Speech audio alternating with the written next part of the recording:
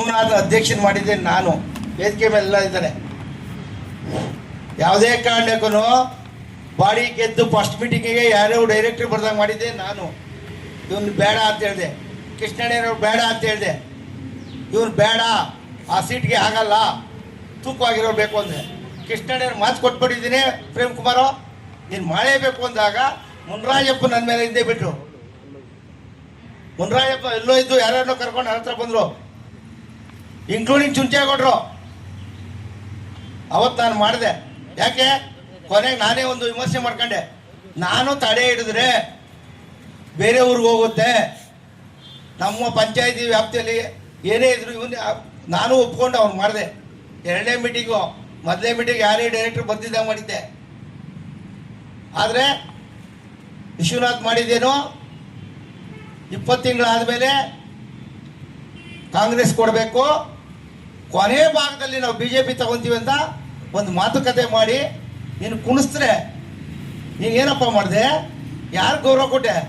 ಮುನ್ರಾಜಪ್ಪನ ಕೇಳ್ದಂಗೆ ನೀನು ಓಟ್ ಹಾಕೊಂಡು ಯಾರು ಗೆದ್ದಿರಲಪ್ಪ. ನಿನಗೆ ಅನುಮತಿ ಮೇಲೆ BJP ಕಾಂಗ್ರೆಸ್ಸು ಈ 3 ಪಕ್ಷಗಳಿಂದ ಅನುಮತಿ ಪಡೆದು ಅವಿರೋಧ ಆಗದಂತ ನೀನು ಅಧ್ಯಕ್ಷ.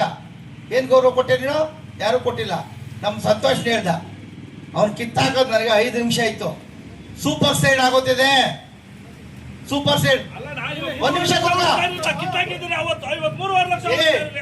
ರೀ, ಅವಾಗೂ ಅದೇ ಗೊತ್ತಾಯ್ತು ನಿನಗೆ. ನಿನಗೆ ಸಹಕಾರಿ ಕ್ಷೇತ್ರದೊಳಗೆ ಏನು ಗೊತ್ತಿಲ್ಲ ನಿನ್ಗೆ. ABCD ಇಷ್ಟು ಕೋಟಿ ಸ್ಯಾಂಕ್ಷನ್ ಆಗೈತೆ, ಇಷ್ಟು ಕೋಟಿ ಆಗೋಯ್ತು, ಚೆಕ್ ಸ್ಥಾಪನೆ ಮಾಡ್ತಾ ಇದ್ದೀನಿ.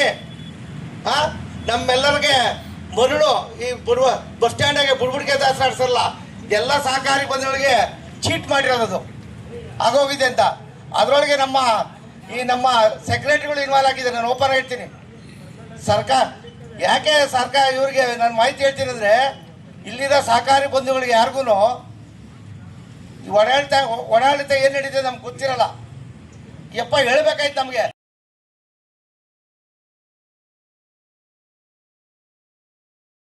ಅಂದರೆ ಸದಸ್ಯರಿಗೆ ನಾವು ಮೆಂಬರ್ಶಿಪ್ನ ಕೊಡ್ತೀವಿ ಸರ್. ಇಲ್ಲ ಸರ್, ನೀವು ವೈಯಕ್ತಿಕವಾಗಿ ಬರೆಸ್ಬೇಕು. ಅಕಸ್ಮಾತ್ ಏನಾದ್ರೂ ಸರ್ಕಾರದಿಂದ ಬರೋ ಅಂಥ ಅವಕಾಶಗಳಿದ್ರೆ, ಯಾವುದು ಸಂಬಂಧಪಟ್ಟಂಗೆ SC ST ಷೇರು ಆ ಥರದ್ದೆಲ್ಲ ಬರೋ ಸಾಧ್ಯತೆಗಳಿರ್ತದೆ ಸರ್. ಹಾಗೇನಾದ್ರು ಬಂದರೆ ಬರ್ಸಿದ್ರೆ ಆಗ ಸಂಬಂಧಪಟ್ಟವ್ರಿಗೆ ಏನಾದ್ರು ನಾವು ತಿಳಿಸ್ಬೋದೇ ಹೊರತು ನಾರ್ಮಲ್ ಆಗಿ ಮಾಮೂಲಿ ಇದ್ದಂಥ ಸಂದರ್ಭದಲ್ಲಿ ನೀವು 1100 ರೂಪಾಯಿ ಕಟ್ಟಿ ಮಾಮೂಲಿ ಸದಸ್ಯರು ನೀವು ಆಗ್ಬೋದು ಸರ್. ಇಲ್ಲ ಸರ್, ಉಚಿತ ಷೇರ್ದಾರರಾಗೋರು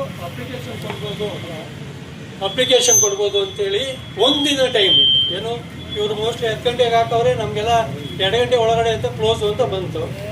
ನಾನು ಇವ್ರಿಗೆ ಚಂದ್ರವ್ರನ್ನ ಕೇಳಿದಾಗ ಹೌದಣ್ಣ ನಮಗೂ ನೆನ್ನೆನೇ ಸಿಕ್ಕಿದ್ದು, ಅದನ್ನು ನಾನು ಪಬ್ಲಿಷ್ ಮಾಡಿದೆ ಅಂತ. ಅದು ಉಚಿತ ಠೇವಣಿ ಏನು ಷೇರ್ದಾರರು ಅಂತ. ಅದರಲ್ಲಿ ಎಷ್ಟು ಬಂದಿದೆ ಈಗ ಅಪ್ಲಿಕೇಶನ್ನು, ಎಷ್ಟು ಜನಕ್ಕೆ ಅದು ಉಚಿತ ಷೇರ್ದಾರ ಸಿಕ್ಕಿದೆ? ಉಚಿತ ಠೇವಣಿ ಷೇರ್ದಾರ ERFಸಿಂದ ಒಂದು ಮಾಹಿತಿ ಕೊಟ್ಟಿದ್ದಾರೆ ನಮಗೆ. ಅಕಸ್ಮಾತ್ SC ST ನಲ್ಲಿ ಯಾರಾದ್ರೂ ಇದು ಮಾಡ್ಕೊಂಡಂಗಿದ್ರೆ ಉಚಿತ ಶೇರ್ ಮಾಡ್ಕೊಂಡಂಗಿದ್ರೆ ಕಳಿಸ್ರಿ ಅಂತ. ಲಾಸ್ಟ್ ಟೈಮ್ ಇದೇ ಥರ ನಾನೊಂದು 284 ಜನಕ್ಕೆ ಇದು ಮಾಡಿ ಕಳಿಸಿದ್ರಿ. ಅದು ನಮಗೇನು ಅನುದಾನ ಬಂದಿರಲಿಲ್ಲ. ಹಂಗಾಗಿ ನೋಡಪ್ಪ, ಇದು ಗ್ಯಾರಂಟಿ ಇಲ್ಲ.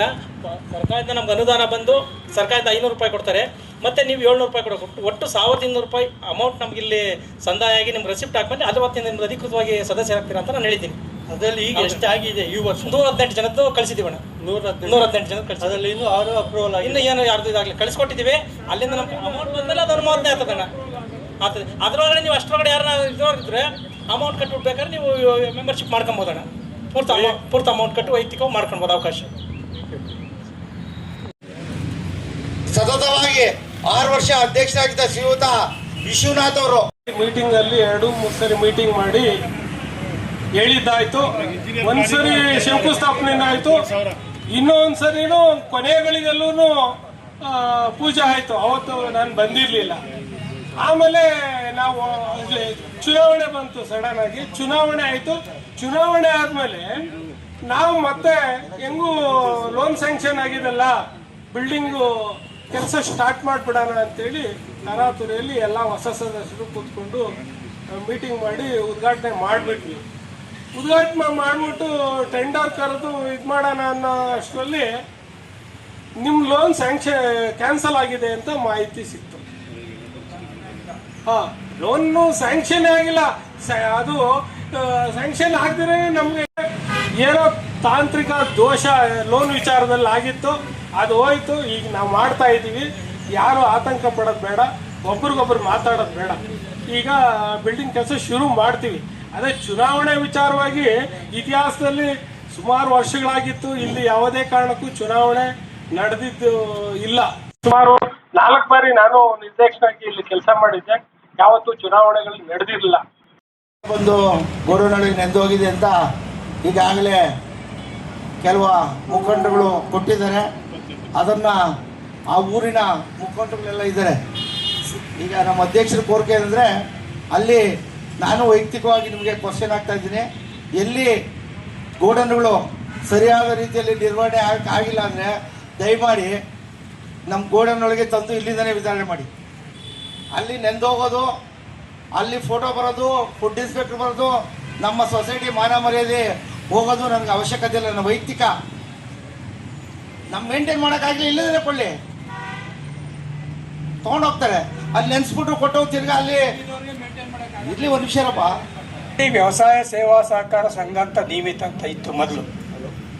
ಇದು 1976ರಲ್ಲಿ ಸ್ಥಾಪನೆ ಆಗಿದ್ದು. ಒಬ್ಬರೇ ಅಧ್ಯಕ್ಷ ಇದ್ದಿದ್ದು ಅಲ್ಲ. ಇರ್ಲಿ, ಈಗ 7 ಜನ 8 ಜನ 10 ಜನ ಇದ್ರೆ ಒಬ್ಬರೇ ಅಧ್ಯಕ್ಷರು. ಅವ್ರ ಅಧ್ಯಕ್ಷರು ಒಬ್ಬರನ್ನೇ ಬಿಟ್ಬಿಟ್ಟು ನೀವೆಲ್ಲ ಏನ್ ಮಾಡ್ತಿದ್ರಿ? ಇಲ್ಲಿ ನಿಮ್ಗೆಲ್ಲ ಅಧಿಕಾರ ಇರಲಿಲ್ಲ, ಅವ್ರು ಏನ್ ಮಾಡಿದ್ರು ಅಂತ.